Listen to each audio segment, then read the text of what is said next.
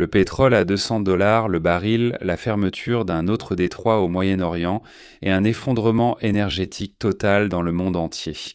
C'est exactement ce que l'Iran menace de faire après la déclaration de Donald Trump, selon laquelle, dès la semaine prochaine, les États-Unis commenceront des attaques directes contre les centrales électriques et les ponts à travers tout l'Iran.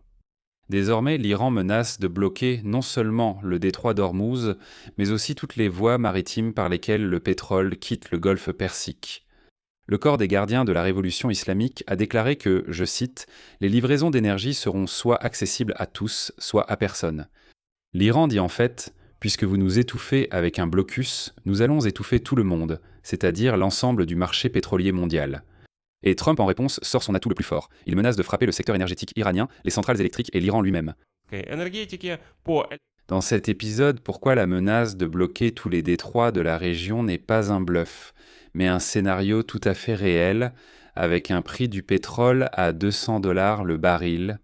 Quel type de frappe contre l'énergie Trump prépare-t-il, et pourquoi les a-t-il gardés pour la fin? Et surtout, ce qui se passe déjà avec les prix et la navigation en ce moment même, pendant que nous discutons de ce sujet. Alors, reprenons tout dans l'ordre. Que s'est-il passé exactement? L'Iran a tout simplement fermé officiellement le détroit d'Ormuz, celui-là même par lequel, avant la guerre, transitait un cinquième de tout le pétrole mondial. Et il a déclaré que le détroit resterait fermé, je cite, « le corps des gardiens de la révolution islamique » jusqu'à la fin des méfaits américains. En réponse, les États-Unis d'Amérique ont de nouveau imposé un blocus maritime des ports iraniens. J'en ai parlé en détail dans les épisodes précédents. Et cette fois, à ce blocus, l'Iran répond non plus par des paroles, mais par une menace qui choque littéralement tout le marché mondial. Le corps des gardiens de la révolution islamique d'Iran a clairement promis de fermer tous les autres corridors d'exportation qui profitent aux États-Unis et à leurs alliés dans la région. Il est important de comprendre le sens de ces paroles.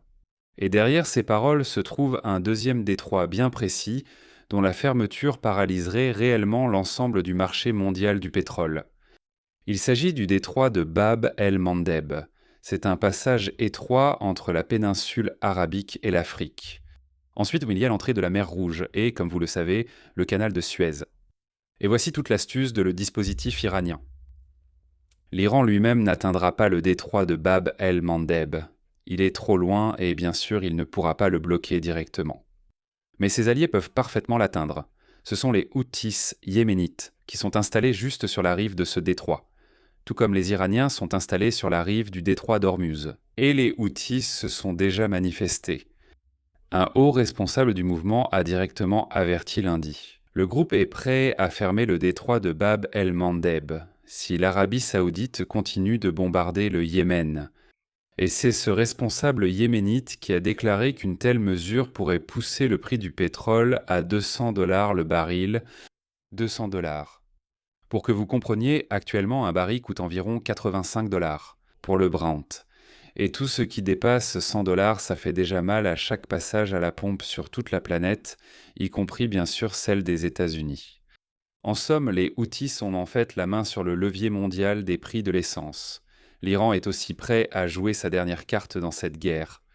C'est précisément ce que l'Iran brandit comme menace publiquement aujourd'hui. Et voici justement le mécanisme qui rend toute la situation vraiment infernale. Regardez comme tout est habilement et sournoisement ficelé. L'Iran ferme le détroit d'Ormuz et la moitié du pétrole du golfe Persique est bloquée. L'Arabie saoudite, pour se sortir de cette situation après le début de la guerre des États-Unis contre l'Iran le 28 février, commence à acheminer son pétrole en contournant la zone par un oléoduc de 1200 km jusqu'à la mer Rouge. Mais pour sortir de la mer Rouge vers l'océan mondial, il faut passer par ce fameux détroit de Bab el-Mandeb. Et le détroit de Bab el-Mandeb est contrôlé par les Houthis, et les Houthis sont une force supplétive de l'Iran. Donc l'Iran peut bloquer les deux sorties simultanément. Et le principal, le détroit d'Ormuz, et l'alternative, le détroit de Bab el-Mandeb, par lesquels les Saoudiens se sauvent actuellement. Cela deviendra un énorme problème. Et ce n'est plus une théorie. L'un des messages clés du jour dit ceci. Le port émirati de Fujairah, c'est le plus grand port. La route de contournement qui évite le détroit d'Ormuz a en fait cessé de fonctionner. Selon les analystes, cela retire du marché environ 6 millions de barils par jour supplémentaires. Et d'ailleurs, réfléchissez-y. Même sous la protection de deux porte-avions américains et de la puissante aviation des États-Unis, ils n'ont pas réussi à garder ce port ouvert. Les capitaines de pétroliers refusent d'y entrer, car, comme on dit, tout le monde veut vivre. Et dans ce contexte, un membre du bureau politique du mouvement Houthi appelé Ansar Allah, Mohamed Al-Farah, a carrément sorti, je cite. Si la situation actuelle s'aggrave, le détroit de Bab el-Mandeb et le détroit d'Ormuz seront fermés dans le cadre d'une alliance opérationnelle avec l'Iran. C'est-à-dire que l'Iran et les Houthis sont prêts à agir ensemble et à bloquer d'un coup les deux artères du commerce mondial. Et si l'accès sud de la mer Rouge est lui aussi bloqué, le canal de Suez sera aussi menacé. Un autre détroit. Ce n'est plus une crise pétrolière, c'est une paralysie d'une bonne moitié des routes maritimes mondiales, aussi bien pour le pétrole que pour l'alimentation, ce qui est critique. Voyons cela en chiffres. 20% de tout le pétrole mondial transite par le détroit d'Ormuz. 12% du pétrole mondial passe par le détroit de Bab el-Mandeb. 5% supplémentaires transitent maintenant par le canal de Suez. Au final, c'est presque la moitié de toutes les livraisons mondiales de pétrole qui pourraient être interrompues. Parlons maintenant de la réponse de Donald Trump à cela. Et Trump répond par une escalade en sortant lui aussi son atout le plus lourd de sa manche. En plus des frappes répétées, l'armée américaine frappe déjà l'Iran pour la 4e nuit consécutive, et d'ailleurs la dernière vague a duré 7 heures et a touché des dizaines de cibles militaires autour du détroit d'Ormuz. Trump menace maintenant de passer à un tout autre niveau. Il a menacé que la semaine prochaine, les États-Unis commenceraient à frapper les infrastructures énergétiques et les ponts iraniens si Téhéran ne s'assoit pas à la table des négociations. En fait, Trump menace de couper l'électricité à l'Iran et de déchirer le pays en le privant de ses artères de transport et de sa logistique. Au final, les États-Unis menacent maintenant de couper l'électricité à l'Iran et les deux parties appellent cela une contrainte pour obtenir un accord. Les deux. Faites attention, que ce soit l'Iran ou les États-Unis. Mais le reste du monde se retrouve otage de ce jeu, car ces deux-là s'apprêtent à provoquer un choc pétrolier. Et dans ce contexte, je voudrais vous citer une excellente phrase du journaliste Philip Gordon. Écoutez bien chaque mot, car il me semble qu'il a parfaitement décrit la situation dans laquelle Donald Trump s'est lui-même piégé.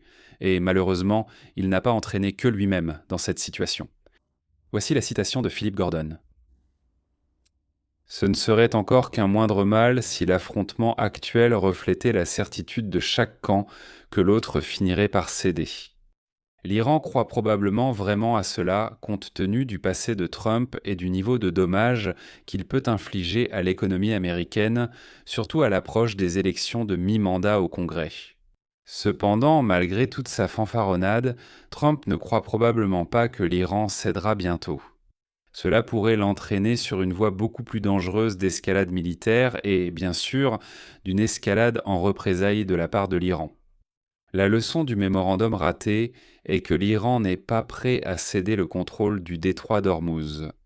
En plus des revenus, l'Iran exige le contrôle et la reconnaissance de son autorité, qu'il pourrait utiliser à tout moment comme levier de pression, sur d'autres questions, y compris le Liban, le nucléaire et la détention, ainsi que les négociations avec tous ces acteurs. C'est précisément contre cela que Trump s'oppose à juste titre. Mais il semble qu'il ne puisse rien y faire. Mais en attendant, à l'heure actuelle, les parties se bombardent mutuellement. Le corps des gardiens de la révolution islamique a annoncé avoir frappé des cibles de la 5e flotte américaine à Bahreïn en réponse aux récentes attaques américaines. De plus, selon les Iraniens, ils ont incendié et détruit une installation logistique dans le port koweïtien de Mina Abdallah. Ils ont également frappé ce qu'ils ont appelé une base américaine à Azraq, en Jordanie, et là-bas ils visaient en faux des hangars d'aviation. Et voici un autre détail important qui montre comment cette spirale de guerre continue de s'élargir. L'Iran a déclaré aujourd'hui explicitement qu'une partie des frappes américaines contre lui provenait directement d'une base située sur le territoire jordanien. C'est important, cela signifie que l'Iran accuse en fait aussi la Jordanie de complicité et la prend pour cible. Et la défense anti-aérienne jordanienne a intercepté et abattu mercredi matin 3 missiles balistiques qui avaient pénétré dans son espace aérien en provenance d'Iran. Autrement dit, la guerre implique désormais non seulement l'Iran et les États-Unis, mais aussi Bahreïn, le Koweït, le Qatar. Il y a eu des frappes contre l'Arabie saoudite, les Émirats arabes unis et même contre Oman. Et aujourd'hui, l'Iran qualifie également explicitement la Jordanie de complice de la guerre. Autrement dit, les flammes se propagent. Et voici pour moi l'indicateur le plus important de ce qui se passe et de la direction que tout cela prend. C'est la réaction du marché. Parce qu'il faut bien le dire, l'argent ne ment pas. L'argent ne ment jamais. Le pétrole Brent a bondi de 11% au cours des 2 derniers jours. Et si l'on compte depuis dimanche, c'est plus de 15%.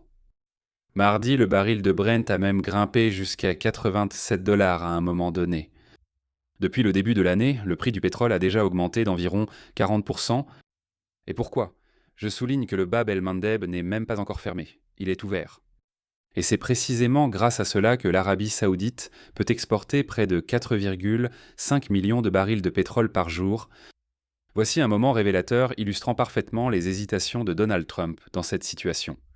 Lundi, il a annoncé sa fameuse taxe de 20 $ pour le passage par le détroit d'Ormuz. J'ai fait un épisode séparé à ce sujet. Regardez-le si vous l'avez manqué, tout y est expliqué en détail. Donc, sous un flot de critiques, Donald Trump a abandonné cette idée mardi.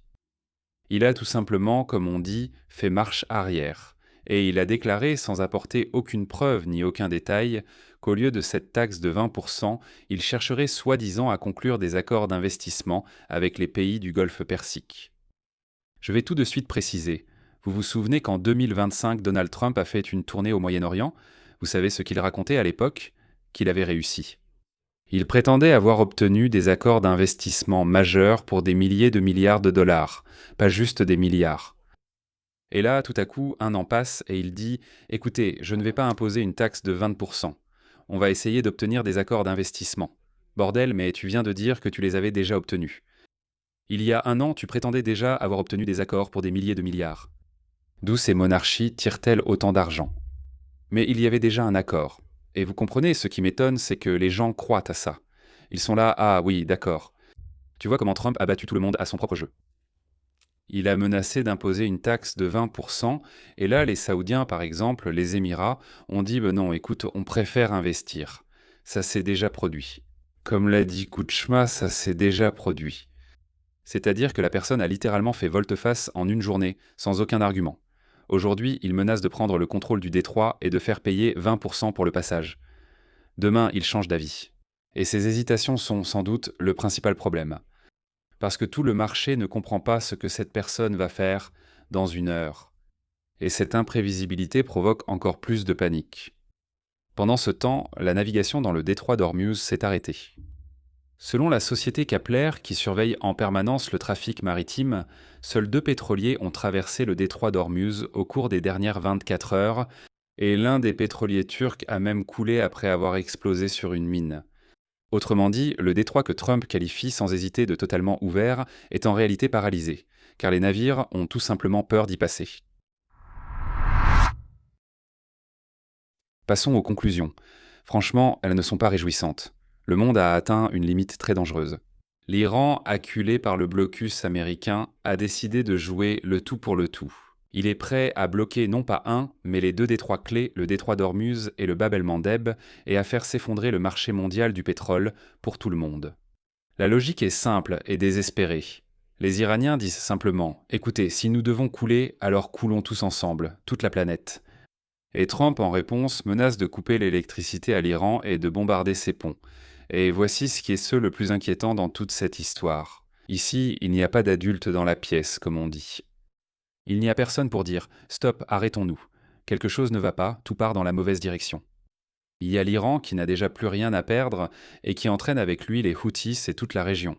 Et il y a Donald Trump, qui en une journée parvient à capturer des détroits, à organiser 20 réunions, puis à changer d'avis, puis à menacer des centrales électriques, puis à annoncer qu'il attire des investissements, et ainsi de suite. Et avec lui, il est tout simplement impossible de comprendre où il bluffe et où il a de réelles intentions. Eh bien, entre ces deux-là, l'Iran et Trump, il y a les pétroliers qui ont tout simplement peur de prendre la mer. Entre eux figurent les prix du pétrole, dont nous souffrons tous. Et voilà, entre eux se profile la perspective d'un choc mondial non seulement sur l'essence, mais aussi sur l'alimentation. En fait, ces mêmes détroits servent aussi au transport des céréales, par exemple. Je vais m'arrêter ici. Donnez votre avis et vos conclusions dans les commentaires sous cette vidéo. Abonnez-vous à la chaîne, activez la cloche et n'oubliez pas de mettre un like. C'est tout pour aujourd'hui. Prenez soin de vous. Au revoir à tous. Sous-titres.